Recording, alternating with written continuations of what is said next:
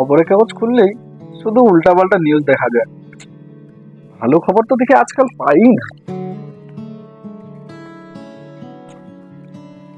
আরে কি ব্যাপার দাদু ভাই, গুড মর্নিং। সকাল সকাল আজ তুমি এখানে চলে এলে, অফিসে গেলে না?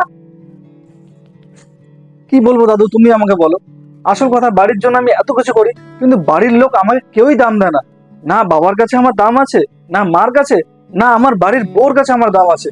তুমি বলো তো, আর কত কিছু করবো তাদের জন্য? বাড়িতে কোনো ঝামেলা করে এসেছো বোধহয় না? সত্যি কথা বলতে গেলে না, আমি একদম ফেড আপ হয়ে গেছি। এখন আর ভালো লাগে না, মনে হয় সবকিছু ছেড়ে ছেড়ে চলে যাই কোথাও। মানুষের কথা শুনে লাভ নেই, তুমি যেটা করছো সেটাই করে যাও। জানো, খাওয়ার পর এঁঠো থালাটার দাম কিন্তু কেউ দেয় না, কিন্তু সব থেকে বড় কাজটা ওই এঁঠো থালাটাই করেছে।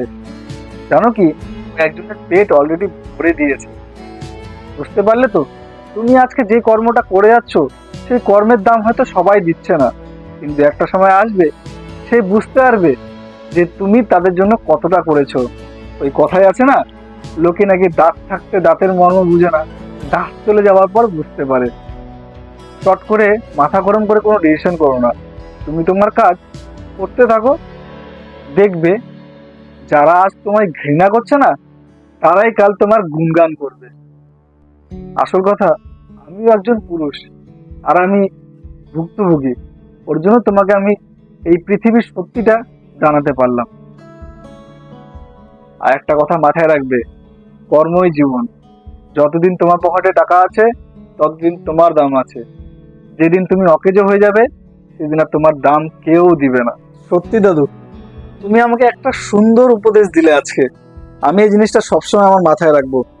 এটা কিন্তু ঠিক, পকেটে টাকা থাকলেই মানুষের দাম আছে, না হলে এই মানুষটার কোনো ভ্যালু নেই এই পৃথিবীতে। ঠিকই বলেছো। যাই তাহলে দাদু, কাজে চলে যাই। ঠিক আছে। আর ধন্যবাদ আমাকে এত সুন্দর করে বুঝিয়ে দেওয়ার জন্য। যাও, আর ভালো থেকো। আসি দাদু তখন। কথাটা কিন্তু একদম সত্যি। একটা পুরুষ মানুষের দাম ততদিনই যতদিন তার পকেটে টাকা আছে।